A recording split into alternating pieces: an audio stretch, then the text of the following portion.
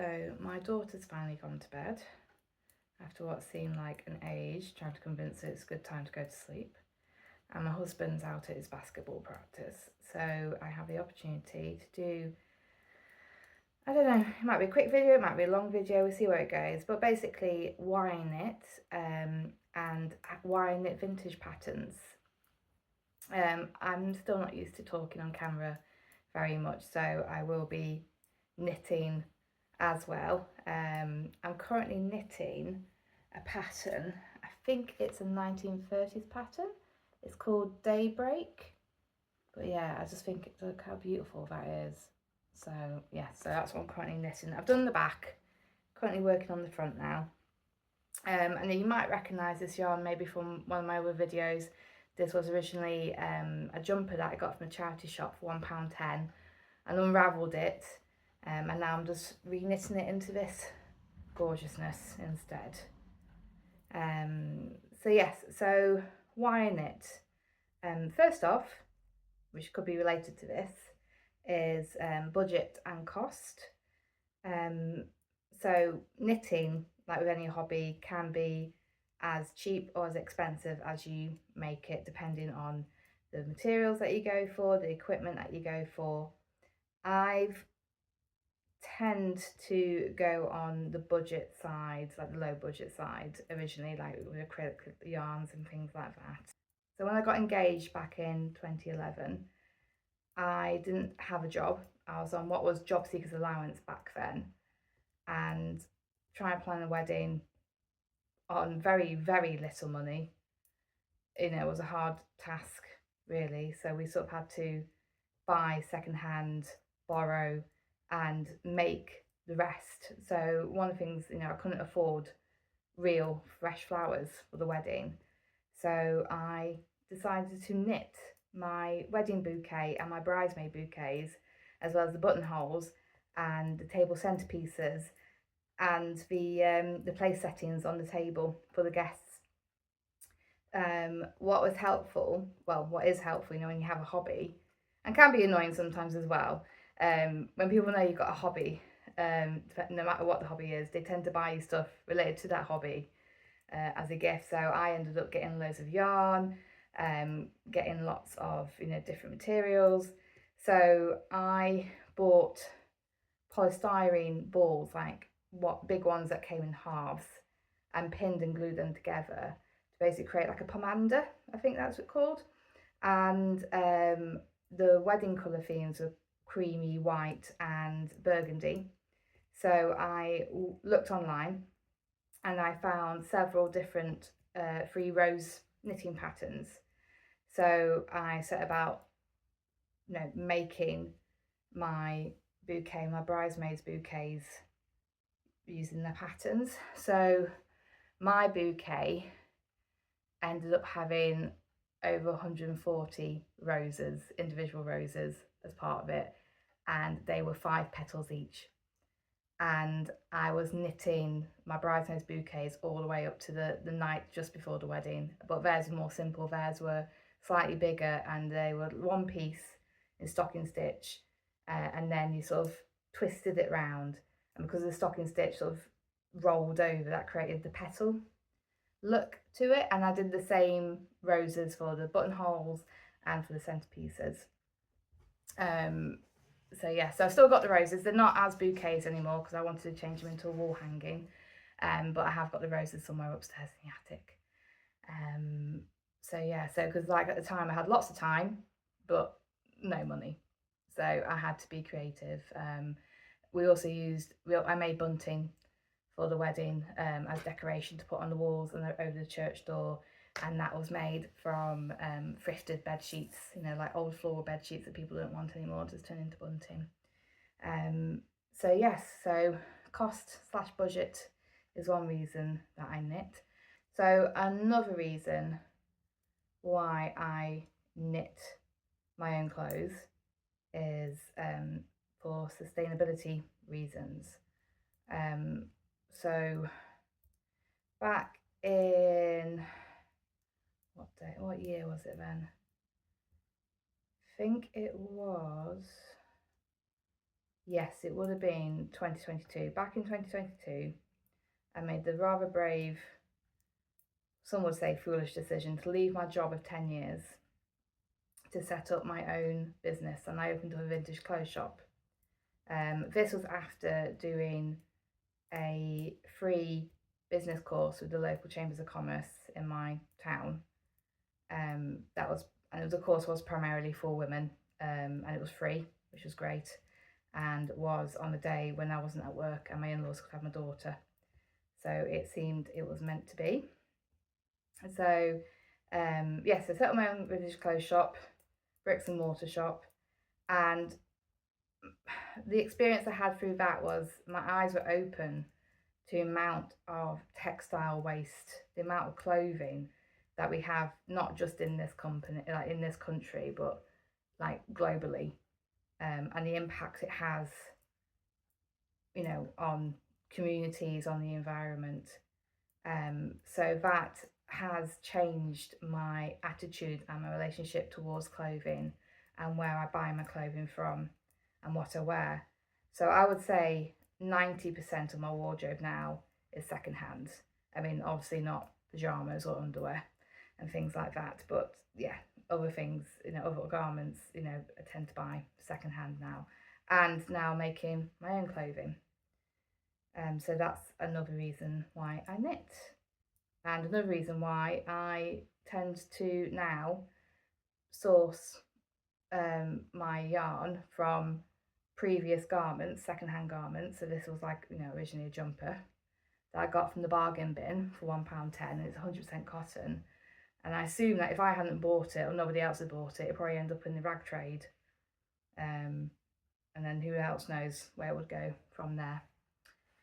Also with knitting and making my own clothes, and sewing as well, I have to be more intentional in what I make, because I want something that's going to last me years, not just the odd season, because I'm putting my time and effort into it. So I want something that's going to fit me and look good on me, and something that I'm going to love and appreciate for a long time.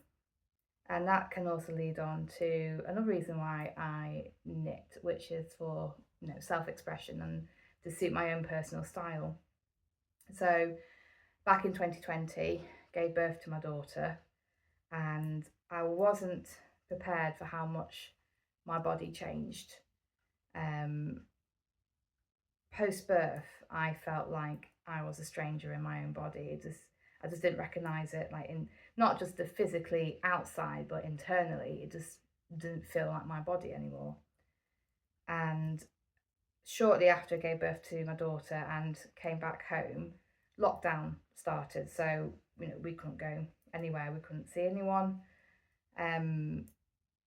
which is hard when you've just had a new baby and you need that support system. And at the time before, because they kept changing, the government kept changing their minds who could and couldn't come into your house, and you never knew where you were one day to the next.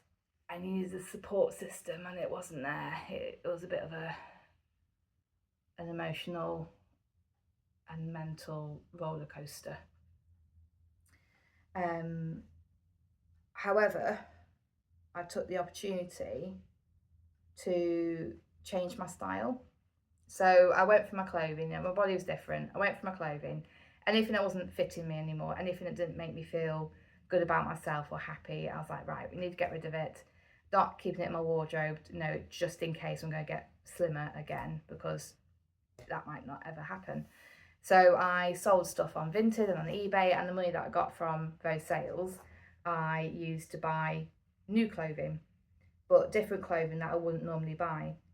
So I've always been attracted, admired, I would say, the vintage style, from the 30s, 20s, 30s, 40s, 50s, early 60s. But I was never brave enough or didn't know where to start really in changing my style. And with lockdown and being at home and having, I was about to say some time on my hands. Raising a small child, a newborn is hard work, but I needed to find my identity again at that time. I needed to find something that I could recognize as myself. So I had the opportunity then to try new styles to see if it suited me or not, because nobody was seeing me. It didn't matter if I made myself look like an idiot, or it just didn't suit me, because I could sell it on and nobody needed to know, that I tried this on, or I looked, a bit silly at the time. So yeah, so finding my own style again that I've always wanted to wear and wasn't brave enough to, that led on to looking up vintage knitting patterns. And I came across several groups online, of people who were sharing vintage patterns with each other, showing off their projects and what they were wearing, and it was amazing. It was great. I had so much inspiration, and I just wanted to get into it, because a lot of vintage patterns tend to be, a smaller size, tend to be generally more 34 to 36-inch bust, going up to 38 occasionally, and they are bigger sizes available, but not as many, and they tend to be advertised as for matrons, for older ladies, so some of them could look a little bit frumpy. But then because I didn't want to miss out on all the beautiful designs, I decided to teach myself how to size up patterns. So, which is still a work in progress. I still make lots of mistakes, so I'm still trying to figure that out. But yeah, wanting to find lovely knitwear, vintage knitwear to suit my new style that I've always wanted to be dressed as, it gave me the kick up the bum to get back into maths, which I've always been slightly scared of, and make garments to fit my body and make me feel good in them as well. But yeah, I've always been attracted to a vintage fashion just because it just seems so glamorous, and being a mum is not particularly a glamorous job, a role to have. So to be able to make clothing to make yourself feel good is always a bonus. And I also knit for my mental health as well. The last couple of years have been quite crap, actually. So as I mentioned, I left my previous workplace where I'd been for 10 years, and took the plunge to open my own vintage clothes shop. That managed to last for a year, and then I had to close it down, unfortunately, as I just wasn't making enough money to pay myself. Well, I wasn't actually paying myself. I was making money to cover the utilities, the rent, and that was it. And it was getting to the point where my daughter was about to start nursery, and in the UK, at the time, you had to earn equivalent of £602 a month to get your full hours. So she could have 30 free hours a week for childcare. And because I wasn't actually able to pay myself anything, it just made sense just to cut my losses and close down the business, and just, well, I'm still in the process of selling everything off still, but I got rid of the majority of it, so I just got a bit left in the spare room at the moment. And my confidence took a nosedive after that, because I put so much energy and love and money into it, desperately trying to make it work, because it's something that I always wanted to do. And the lead up to it, I felt it was something that was the right thing to do. Like I mentioned, I was just scrolling on Facebook, and I found this course with the local chambers of commerce. It was a free course just for women. It was on during the school hours, and it happened to be on a day that I wasn't at work and my in-laws could have my daughter. So it just seemed meant to be. And at the end of it, you had a full business plan as well, because they spoke, they went through it with you one by, each section at a time. And my business plan is good enough for me to get a loan, a government business loan, which is great because it's a non-secured loan as well. Yeah, and then so yes, it still isn't a fun time. So the good news is I managed to get a part-time job to work around my daughter's school hours, which is really good because my workplace is really accommodating with that, which I'm really grateful for and I don't take for granted. And after I closed down my shop and I got this new job, I applied for this opportunity that I always wanted to do and never was brave enough to do. And I got round to the second round interviews and I was really excited. I thought, oh, this is going to be it. And I had a little voice saying me, yes, it's going to work. You're going to do it. You're going to get chosen. And then I didn't. And that crushed me as well. And 2 weeks after that, so this is all last year now in 2024, 2 weeks after I had an email saying, sorry, you've not made it through, I wasn't feeling well, and I thought I had my period, and then there was a couple of days where I wasn't bleeding, and then I started bleeding again, and I was like, this isn't right, something doesn't feel right. So I went to the doctors, and they were just checking my blood pressure, checking if I was having headaches, all this, stuff to rule things out. And it's like, right, we'll do a pregnancy test. And I was like, okay, I'm not pregnant, but we'll do a pregnancy test. The pregnancy test and the 5 after that were all positive, which was a total shock because we weren't trying for a baby. So that was on the Thursday. And then the bleeding kept happening. And then on the Saturday,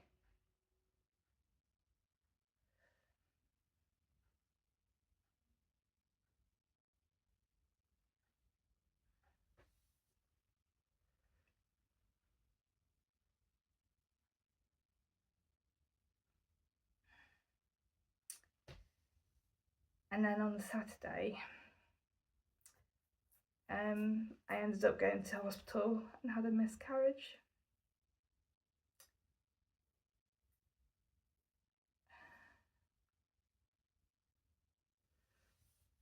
So finding out I was pregnant to losing the baby was about, feels like, 2-3 days.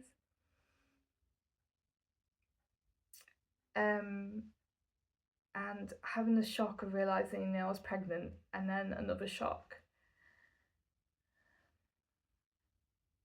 of losing the baby. They figured out it was about 6 weeks.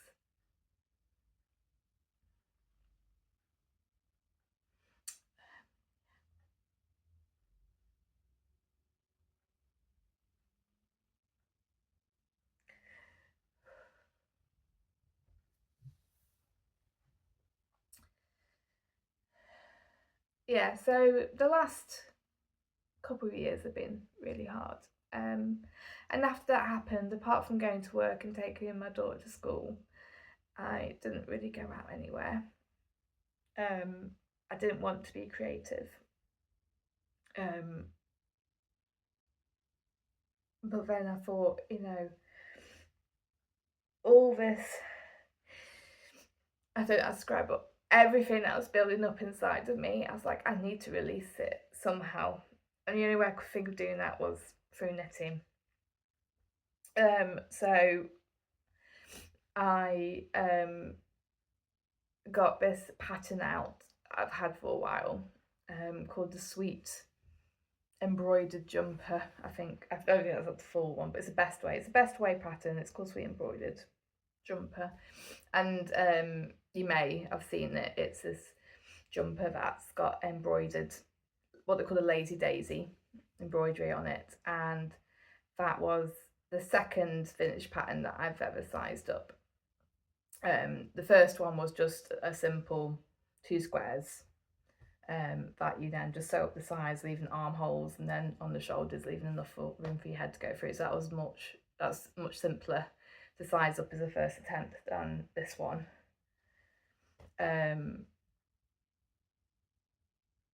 So I think doing that, you know, like going through the mathematics, sizing it up, figuring out how I was doing it, was sort of taking my mind off what happened, and directing my energies elsewhere.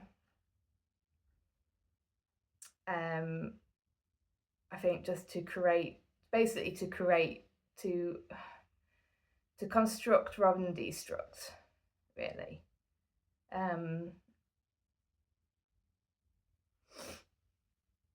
Yes. So when I first made it, though, I made it way too big. It was going to fit a 50-inch bust rather than my 43-inch bust. I was like, oh, my measurements are way out there. So I had to, you know, pull it apart, rib it completely and start again. The second time was much more successful. And after I made it, I decided just to post it on TikTok, just to share what I made. The TikTok account that I have was left over from my shop, so like the username was actually what my shop was called. And then I was surprised that my phone kept pinging off, and it's because people were liking and commenting on it, and I was like, whoa, what's this? You know, I wasn't expecting it at all. I just thought it would just get, you know, a couple of views and that would be it. And